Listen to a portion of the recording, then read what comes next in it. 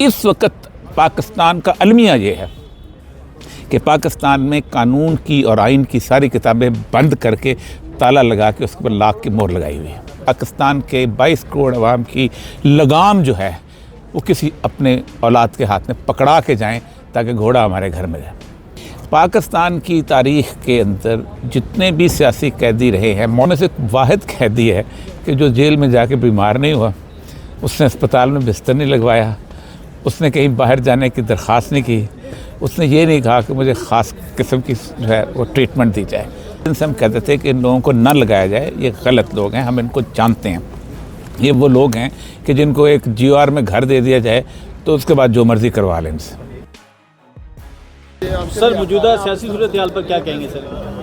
देखिए, अगले 13-14 दिन में से मुझे लगता ये है कि ख़ासे अहम होते चले जाएंगे और दिन ब दिन चीज़ें बदलेंगी।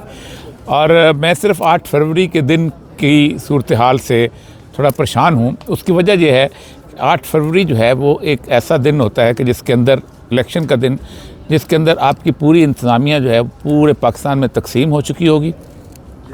ज़्यादा से ज़्यादा 2 से 3 लोग एक पोलिंग स्टेशन पे होंगे, जबकि पोलिंग स्टेशन के पास 100 से ज़्यादा 200 के करीब लोग कम से कम एक वक्त में मौजूद होते हैं। अगर कोई एक सूरत हाल ऐसी पैदा हुई जिसमें ख़राबी हुई तो फिर आपको संभालने के लिए रैपिड फोर्स भी बहुत मुश्किल है कि मिल सके, क्योंकि आपकी रैपिड फोर्सेस में खुद एडमिनिस्ट्रेशन में रहा हूँ 32 साल, मुझे पता है रैपिड फोर्स भी एक जगह 2 जगह शहरों में हो सकती है, लेकिन पूरे मुल्क में कहाँ होगी। अगर आपने कोशिश की कि इसको नेट को बंद करें तो अफवाह ऐसी चलेगी कि आप उसको संभाल नहीं सकेंगे। नेट में तो फिर तस्दीक की जा सकती है, कुछ और किया जा सकता है, लेकिन अफवाह अगर फैली तो फिर उस आपको कंट्रोल नहीं कर सकेंगे। बेहतर यही है कि इसको आराम से बग़ैर किसी उसके होने दें, वरना बहुत बड़ा नुकसान हो सकता है। सर, कानून के बारे में आपका बड़ा वसी इल्म है। आप क्या समझते हैं कि 14 फरवरी जुलाई सनम जावेद, शाह महमूद कुरैशी, शौकत असरा, जिनके कागजात नामजदगी मुस्तरद किए गए थे और अब सुप्रीम कोर्ट ने मंजूर कर ली हैं, तो क्या ये ख़ास वजह थी कि हमारी हाई कोर्ट्स नहीं समझ सकी, हमारे इलेक्शन ट्रिब्यूनल नहीं समझ सकते, रिटर्निंग अफसरान को समझना है? इससे पाकिस्तान की ब्यूरोक्रेसी जो है उनकी हालत ज़ार जो है वो नज़र आती है कि पाकिस्तान के वो डिप्टी कमिश्नर्स जिनके साथ मैंने एक उम्र गुजारी है, वो इतने स्पाइनलेस और रीढ़ की हड्डी के बगैर हो चुके हुए हैं कि वो इंसाफ का फ़ैसला नहीं कर सके। यानी जिस फैसले को सुप्रीम कोर्ट ने उड़ा के परे मारा है इसका मतलब ये है कि आप गलत थे, आप बेइंसाफ़ी का फ़ैसला किया है। तो पहली बात तो ये है कि उन लोगों को पहले दिन से हम कहते थे कि इन लोगों को न लगाया जाए, ये गलत लोग हैं, हम इनको जानते हैं। ये वो लोग हैं कि जिनको एक GOR में घर दे दिया जाए तो उसके बाद जो मर्ज़ी करवा लें इनसे। सर, मरीम नवाज़ के मुकाबले में सनम जावेद को अब आना चाहिए या फिर अभी देर हो गई है? खैर, ये बिल्कुल बहुत छोटा सा तबसरा हो जाता है मरीम नवाज़ और सनम जावेद का। मैं क्या करूँ, बहुत ज़्यादा लोगों के लिए होगा, मेरे लिए दोनों के लिए कोई बड़े लेवल की बातें किया। इमरान खान के हवाले से क्या कहते हैं कि वो अभी तक डटे हुए हैं?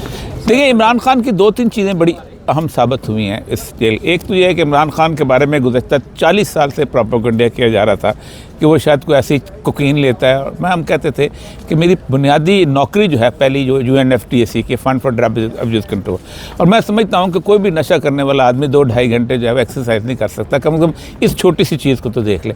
वो उनका गलत साबित हुआ। फिर वो समझते थे लाडला है, नाज़ ने पाला गया। वहाँ पाकिस्तान की तारीख़ के अंदर जितने भी सियासी कैदी रहे हैं, मॉडर्न तारीख़ मतलब ताज़ा, पुराने तो मतलब और लोग थे जो कि अंग्रेज़ के ज़माने से भी चले आ रहे थे, उनमें से वाहिद कैदी है कि जो जेल में जाके बीमार नहीं हुआ, उसने अस्पताल में बिस्तर नहीं लगवाया, उसने कहीं बाहर जाने की दरख्वास्त नहीं की, उसने ये नहीं कहा कि मुझे ख़ास किस्म की जो है वो ट्रीटमेंट दी जाए। तो ये बड़ी बात है इसकी। नवाज शरीफ ने इस उम्र में बैसाखी ली है, क्या समझते हैं कि उनका ये फैसला दुरुस्त है या उन्हें अपनी अगली सियासत ख़त्म होती नज़र आ रही है? देखिए, पाकिस्तान की बदकिस्मती ये है कि लोग बैसाखियाँ अपने लिए नहीं लेते, वो चाहते हैं कि उनके ख़ानदान के अंदर उनकी चीज़ जब मुंतकिल हो जाए। असफजदारी को कोई ज़रूरत नहीं है, सिर्फ ये है कि बिलावल को इस्टेब्लिश करके चैन की नींद सो जाए।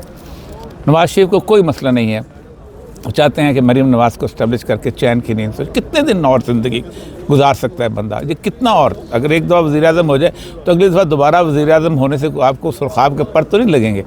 लेकिन असल मसला ये है कि वो चाहते ये हैं कि इस पाकिस्तान के 22 करोड़ अवाम की लगाम जो है वो किसी अपने औलाद के हाथ में पकड़ा के जाएं ताकि घोड़ा हमारे घर में जाए। अच्छा सर, क्या इलेक्शन होंगे? उसके वक्त चारा कोई नहीं है इस वक्त। आप ना इंटरनेशनल सूरत हाल आपको मानेगी, ना आप चाइनीज़ की भी सूरत हाल पिछले दिनों आए हैं, वो भी मुश्किल है। इलेक्शन के बारे में एक ख़तरा सिर्फ यह है कि खुदा न खास्ता कोई खूंरेजी ना हो जाए सुबह के वक्त या शाम के वक्त कोई। नहीं, सेनेट ने करारदाद पास की और अभी तक जो माहौल लग रहा है वो इलेक्शन का नहीं लग रहा है। सेनेट की करारदाद की कोई हैसियत नहीं, करारदाद किसी भी कोई हैसियत नहीं होती। कॉन्स्टिट्यूशन को सेनेट कुछ नहीं, कॉन्स्टिट्यूशन की रिक्वायरमेंट है ना। इलेक्शन तो होंगे मेरी तो, और होने चाहिए।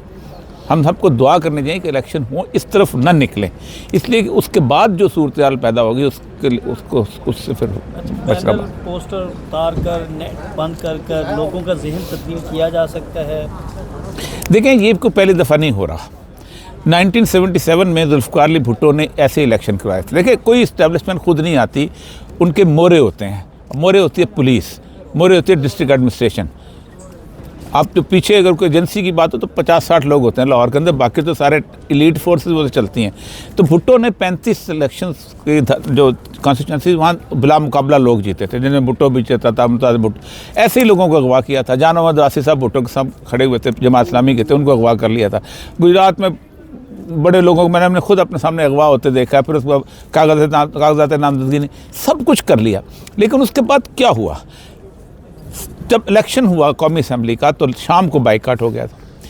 अगले 2 दिन के बाद सूबाई असम्बली का इलेक्शन था। पीपल्स पार्टी के अपने लोग जो थे वो नहीं जा सकते थे, डरते हुए कोई नहीं गया था। 2% से ज़्यादा लोग नहीं गए थे। लोग बताते नहीं थे कि हम इलेक्शन जीते हैं। 77 3 महीने के बाद तो मूवमेंट चल पड़ी थी। तो इस बात से डरो, वक्त को देखो।